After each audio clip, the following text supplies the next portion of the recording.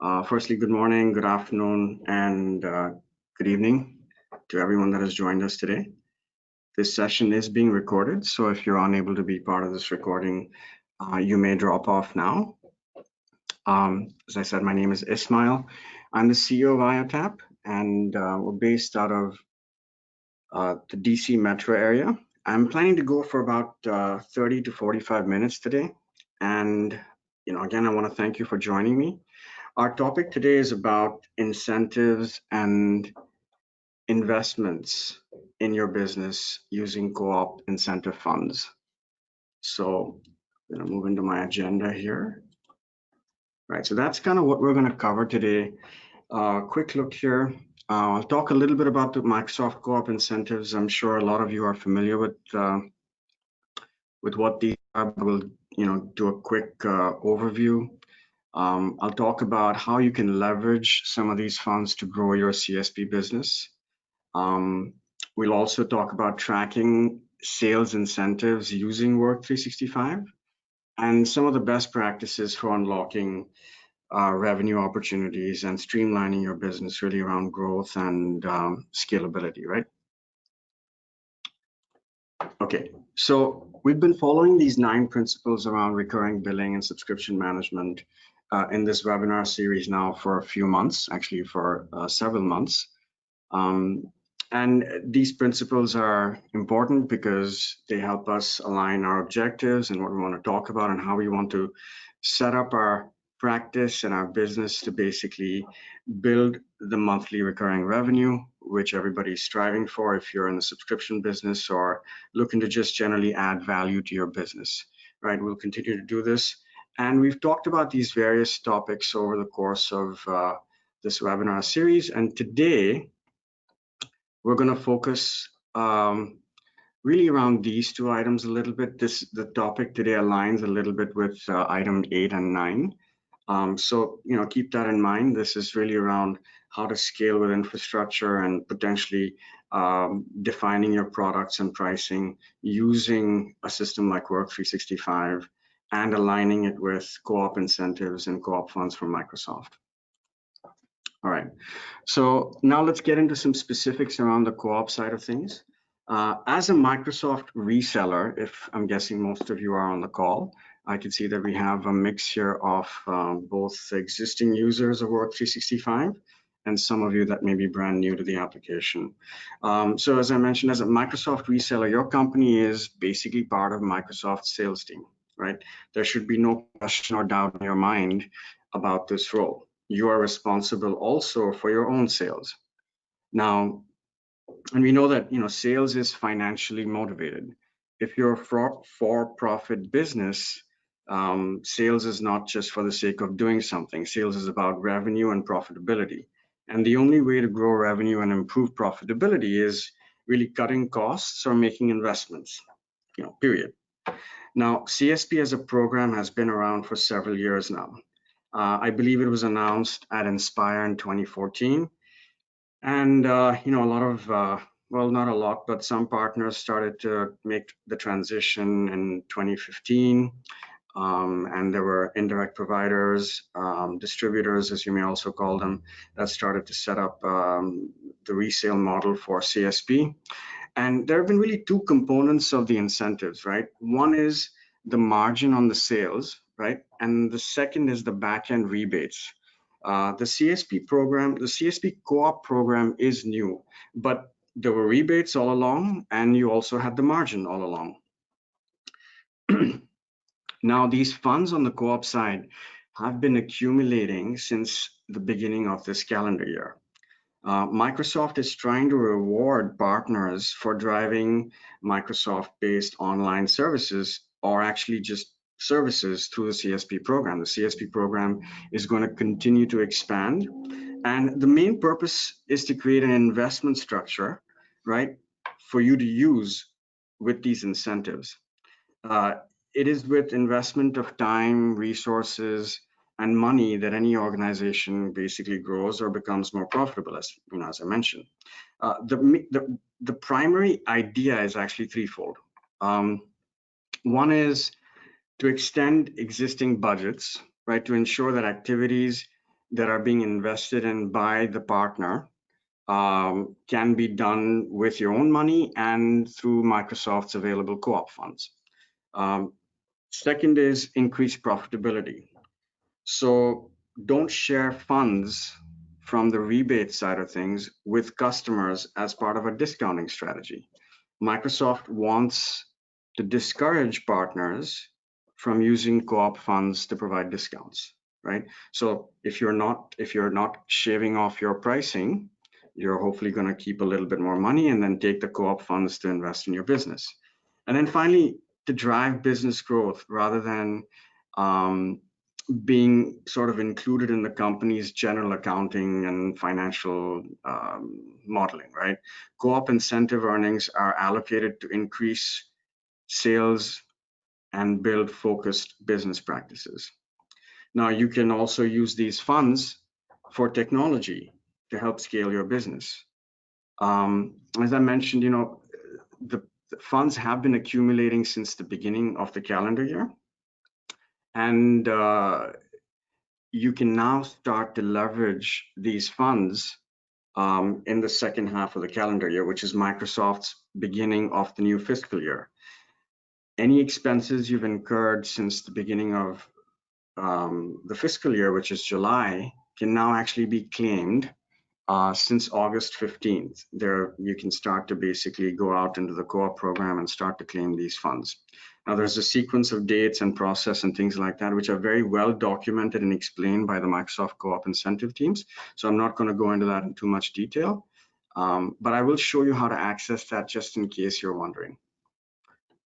Right, I will go in here. So first thing is you're going to want to have the roles assigned to the person that actually wants to view the co-op program and the incentives. So in your partner center, you'll see the user management tab. Within that, there are a bunch of roles. So this is not in your admin portal, but in the partner center.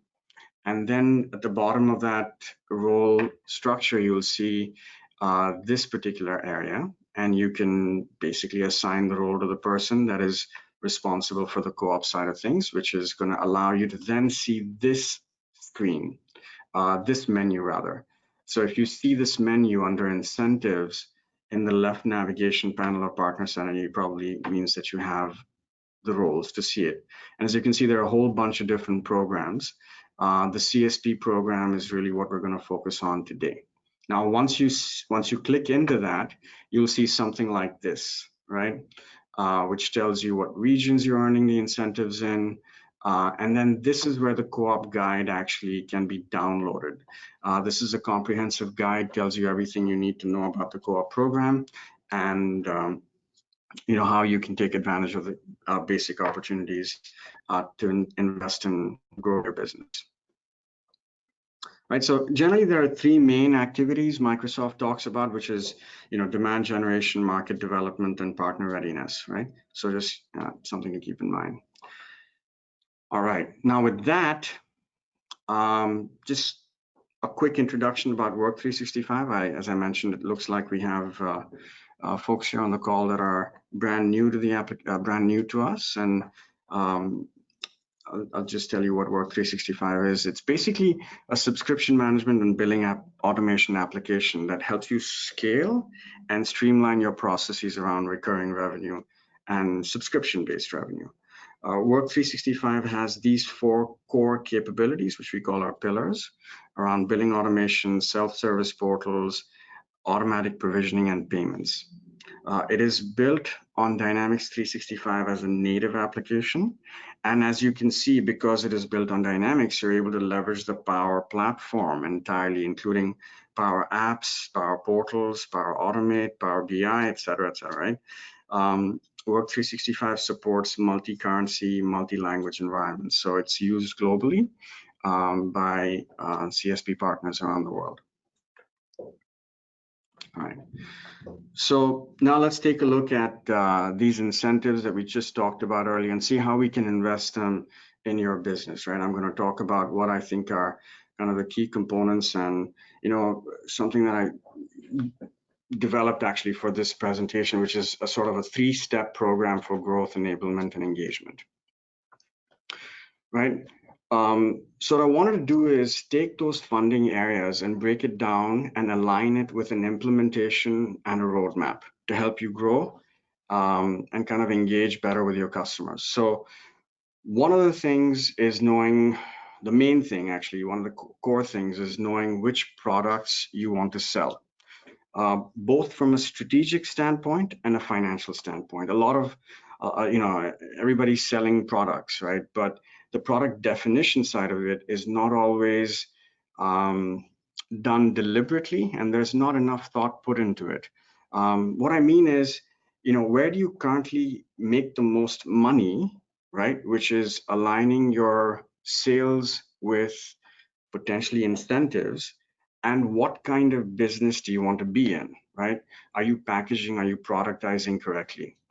So that means that you need to define your products and your sales process correctly. So that's step one, right?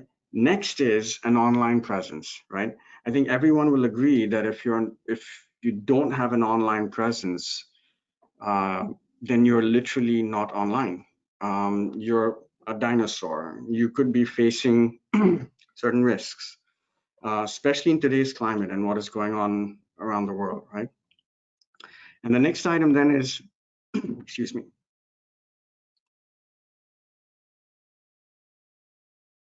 Sorry, I'm back. Yeah. And so the next item is the automation and the integration. So this is kind of connecting everything and making it all work together. With these items in place, you should be maximizing your time and spending it with your customers on the right things instead of, on the things that are not necessarily productive, right? Oftentimes when I talk to folks, I hear this that, this is we have this margin, and this a solution like this will take away our margin and actually may not be affordable. So I think there's a shift that needs to occur, which is a solution and an investment in your business is not about costs. It's about growth, and it's about putting in place what you need to essentially scale your business, right? It's not about margins really. What we're talking about is about sustaining a business model, right? And growing it. All right. Now with that, let me see if I can break these three items down for you some more. So this is, as I mentioned, sort of the first step in actually our onboarding journey as well, which is product management and definition of the product. As you work with us, you will kind of think about what it is that you're trying to sell, at what price, and whether it makes sense to package, bundle, and the opportunities that you're going to align with this. So what I've done is I've split this up into kind of two sections, what I call the core, the basic stuff, and then the advanced stuff. As you kind of establish how you're doing things, then you want to do some of the advanced stuff, which is having automated product catalogs, internal incentive and sales performance tracking. So knowing which products you want to sell because of the financial benefit out of that. And then as you grow your sales team and align your sales team to have incentives, using a system to track and calculate those incentives, because recurring business models need to have a sales incentive tracking that aligns with your sales and your billing side of things, right? So not only do you use a system like Work 365 to generate invoices on a recurring basis, you can then use that to track your sales incentives too. And I'll show you a little demonstration of this as we go through the presentation. Now, one of the things I quickly wanted to mention is the product catalog side of things. Now, this is a screenshot of the product service that's available in Work 365. This product service allows you to have the most updated Microsoft CSP catalog items directly imported into your CRM system, right, from the CSP price list. So you can then track items that are going to be new, items that have changed, and update the pricing as well to reflect the new pricing or the current pricing that Microsoft has actually published. All right. Now, the next step we talked about was online presence. This is one of the core features of Work 365. It is delivered through the self-service portal. You can set up and configure the Work 365 solution, which allows you and which actually allows your end customers and users to log in with their Microsoft Office 365 credentials. And again, I've broken this up into kind of two core areas, what I think are the core things, which is, just making sure your customers can come in and manage and view their services with you, making sure that the branding reflects your corporate identity and how you want them to view you as a company. And then sort of the advanced things around, doing enabling additional capabilities that are core to the portal and things like tracking your visitors, Google tracking, you can do stuff like this. Now I have an example here for you. This is a branded Microsoft portal site. Of course, this can be completely customized for what you need, reflecting your specific branding. If you already have a portal that is set up and you think is maybe dated and are looking for a refresh on that or a rebranding, certainly reach out to us. We can help you. Simple thing is that if we include Microsoft products on the branding, this becomes fully covered through co-op funds. Microsoft wants you to include their products in your branding, which allows us to sell their products and then makes it eligible for the funding. Okay, now once your customer logs in, this is what they might see. In this case, this customer has two billing relationships with this fictitious CSP partner called SkyBlue. This customer is actually Blue Yonder. They're seeing an annual contract and they're seeing a monthly contract. In this case, these are the various services, as you can see, that are provisioned under the monthly contract. They're able to see their price. They're able to see all the different items, including the Azure subscriptions and their license-based subscriptions. This also shows them items that are specific to your service offering and not just Microsoft Service CSP offerings. So this item specifically here is not a standard Microsoft product. This is something that this company SkyBlue has developed for their customers, and you can have your customers manage that as well through the service portal, right? Hopefully that makes sense. And then, in this case, the customer is now trying to edit one of those subscriptions, which is that SkyBlue Business Basic Plan subscription. She's able to see what the price is here. She knows what the quantity is currently, and she can quickly make a change right into the system. There's a whole history here that she can also see in terms of all the different changes that have actually been made in the portal by anyone, actually. This includes all the changes, including the stuff that happens through the portal and outside of the portal. All right, and then finally, we have all the plumbing and the glue, right? So to take provisioning requests and push them into Partner Center, very important, or any sort of provider, right? If you're using a distributor, that's fine too. Then you want to take that invoice that's automatically generated and integrated with your accounting system. Now, the advanced stuff here may be things around payment systems that you're currently using. How do you automate the cash collection side of things? We have native integrations into certain payment processors. You can certainly use that. There might be another distributor or something like that that you're trying to integrate with. These are all eligible items for co-op funding and reimbursements. You can also use this to fund some of the reporting side of things as well. All right. Now, in my whole presentation, I will say that this is probably the most important slide if I can leave you with this, right? I want to share with you some things that I consider like gotchas, right? Some signs and things to look out for, really. In my conversations with partners, I've picked up some of these signals and signs that tell me that, you either need a system or need to think about your business differently. So if you're seeing some of these symptoms, or any of these signs, then you know that there is some work to do in your business, right? And you need to make some changes. And as I mentioned, this is probably one of the most important things I wanted to share today. The first one is Excel spreadsheets. It's a simple thing. Obviously, we all know that spreadsheets are great, and you're using emails and spreadsheets to track certain things for your customers. This is very common.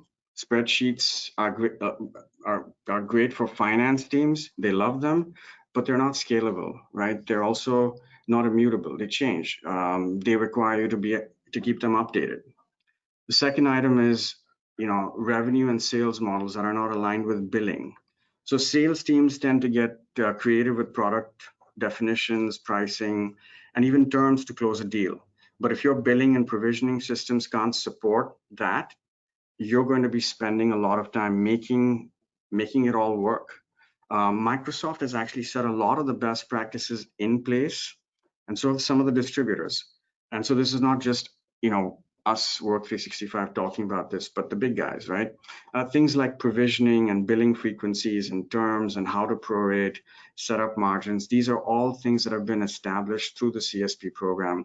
And solutions like Work 365 just adopt these and kind of create them and deliver them as best practices. Third item is sales teams spend too much time quoting, right? Now, obviously, on a case by case, it matters depending on the kind of opportunity. But having standardization in your product definition pricing makes it simpler for your sales team to sell. So if you don't have price lists and you're applying custom pricing every time, it's going to slow you down.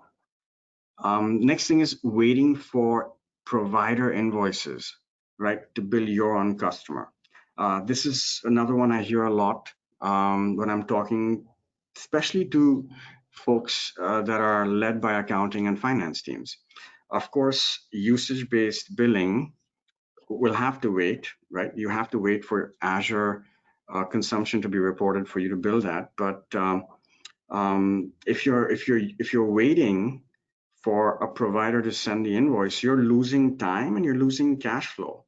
But it also really means that you don't know for sure what your customers have purchased, or what changes they've made through the billing period that you're invoicing them for.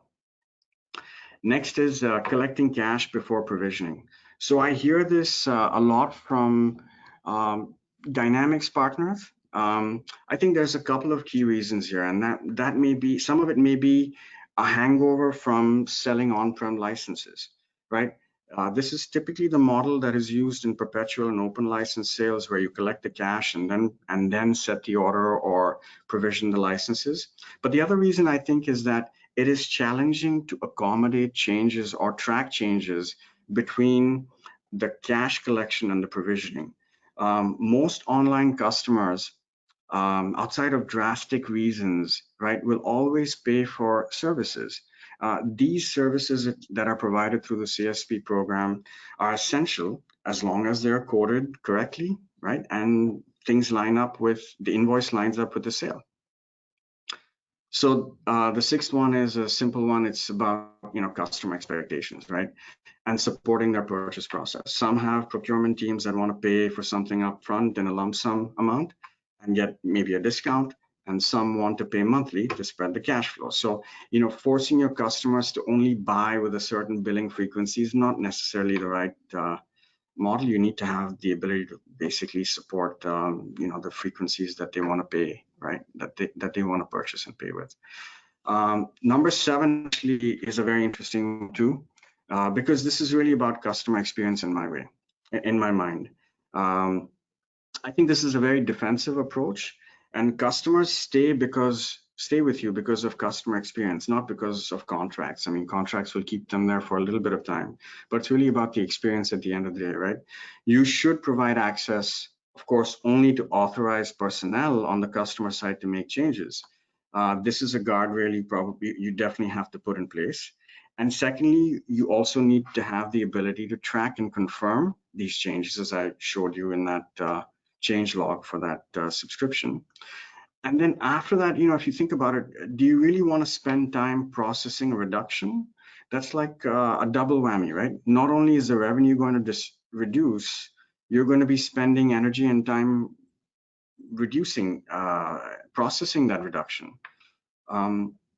Of course, you still want retention and safeguards in place where customers are aware of the impact and not, going ahead and provisioning things or removing subscriptions that could hurt them. So these are the kinds of things you want to put in place, but give enough control so that you're not spending time doing things that are not required. And then finally, being worried about reconciliation, right? Accounting teams generally do the billing, and they like to have, of course, the credit debit stuff all line up correctly.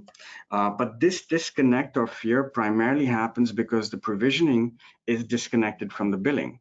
So they need to reconcile what was actually provisioned and billed to the customer versus what you're getting billed for from your provider, right?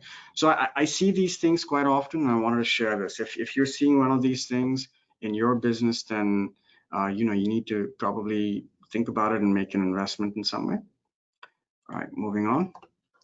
Now, I wanted to show you how you can use Work 365 to track incentives. I have a profile here. Let's say this is a typical customer profile. They're basically selling managed services through the cloud subscriptions, and they also have their own IP, right? This is how I'm just defining a customer profile for you to see how you may be able to set it up in Work 365. This company basically pays incentives to its sales team based on the invoice value, right, for these different offerings, not on cash collection, but on invoice values. Now, each type of product has a different incentive scheme. So a resale has a margin. So it's margin based, where you need to basically calculate incentives potentially on the difference between the cost and the sales price. And then there's IP, which is incentivized on revenue.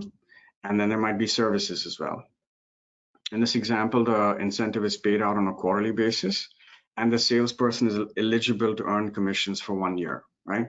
So within the application, you're going to see this menu called incentives, okay? Now I'm going into the application to show you what the screenshots or what the application could look like, or the setup could look like using my screenshots here. So as you can see, there are 3 items we talked about. There's a resale component. There's and the product class definition is defined here. This is IP, and the different incentive amounts have also been set up. Now, these are the templates that are set up in the system, which means that when subscriptions are sold, incentive plans get created. I'll show you that next, right? You can essentially add all these, all your billing relationships using a button called Add to Incentive Plan, right? On the billing contracts, you basically add everything that you want to automate into the incentive plans, and I'll show you what that looks like. This is a confirmation screen that comes up. And now these are the incentive plans, right? They get set up in the system for your sales team to start earning these incentives, right? This is automated in the background.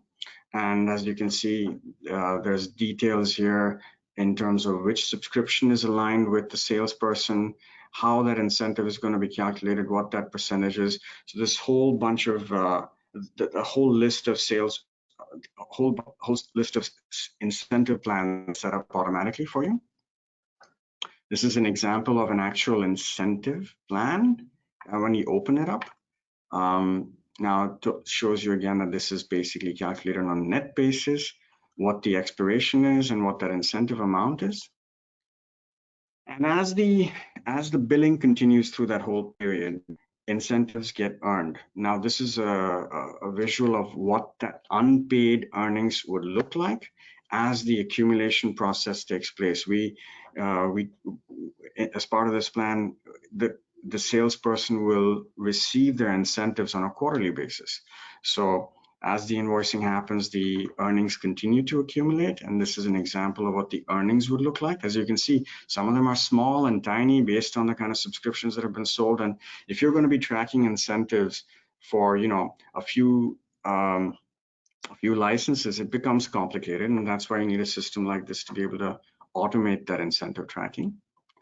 Once the payout period is in effect, which means the quarter has ended, the system basically calculates the payout for you, And here you can see essentially what the full earnings would have been for that full period. Obviously, the salesperson didn't make a lot of money, but that's because the subscriptions were not of a higher value. And then there's a status. Once you approve them, they can get paid out. Now, each of the earnings will essentially have the breakdown and related data that you can use to verify and confirm what the actual earnings were versus the plans, and automate that process of paying that incentive out. And then there's the ability for the salesperson to actually look at their dashboard as well. This is an example of the incentive dashboard that they can see. That's built into the system. All right. Now, the one thing I wanted to quickly mention before I move on from this incentive tracking process is we looked at how you might use Work 365 to set up a sales incentive for your sales team. You can also use it to track your co-op incentives. I have 2 plans here that are set up to track specific things that I want to measure as part of not just a payout to a salesperson, but also for me to know what we're earning potentially in our co-op or rebates or anything like that from Microsoft or from anybody. So I've set this example up here. You can attach a subscription specifically and define a plan that helps you track what this is. Obviously, you're not going to pay this out, but you're going to know what the actual accumulated earnings are for yourself as part of any program too, right? It's possible to use a system for that as well. All right. Okay. Now, I wanted to also share this quick case study. I think we're getting here to the end of the presentation, so hopefully just a few more minutes. Hang in there with me. Now, this is an example of what happens when you have an automation and you have a system in place. This is a real profile of a user, an end user, and in this case, this partner, it's a real partner, actually, real user. They do about $1 million in Microsoft invoices. So we don't know what they're selling for, but this is what their Microsoft bill is on an annual basis. They have about 180 customers with 460 subscriptions. They're an MSP that sells a combination of all the 3 clouds, right? The apps, the infrastructure, and the modern workplace. They were using Work 365 for about 14 months at this point. This is a full year data. During this time, they had about 805 license change logs, right? So I've estimated some of the things that you might think would take, that this would take in terms of effort. They generated about 1,600 invoices. They had about 1,500 payment transactions, and essentially all this reconciliation as well, right? So if you're looking at this is what it would take in terms of labor hours and things like that. Now, this is what actually happened as an outcome, right? These are the numbers I just reviewed based on the profile of this partner, but they had an increase in about $33,000 of monthly recurring revenue, with no additional resources that were added, and actually 0 revenue loss through the reconciliation process. Okay, these are real results, and as you can see here, about 80% of their provisioning is done through the self-service portal. Not everything goes through the self-service portal. Some things were still provisioned directly from the partner center. Some things came in over email, but a majority of these items were driven through the self-service portal. Okay, we are here at the tail end of the presentation now, my final slide here. So what I want to mention to you is the co-op funds are important. We've talked about that. We've talked about how you can basically align these services to invest in your business. However, I do want to call out one specific thing here.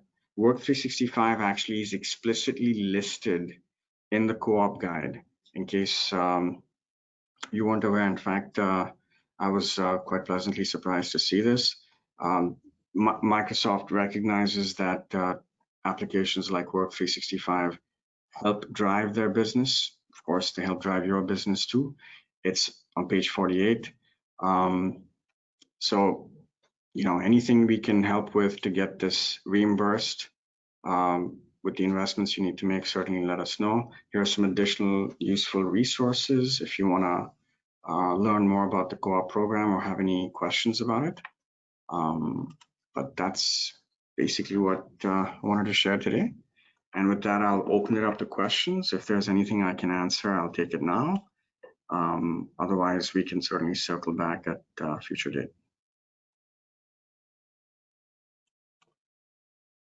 I'll give it a few more minutes.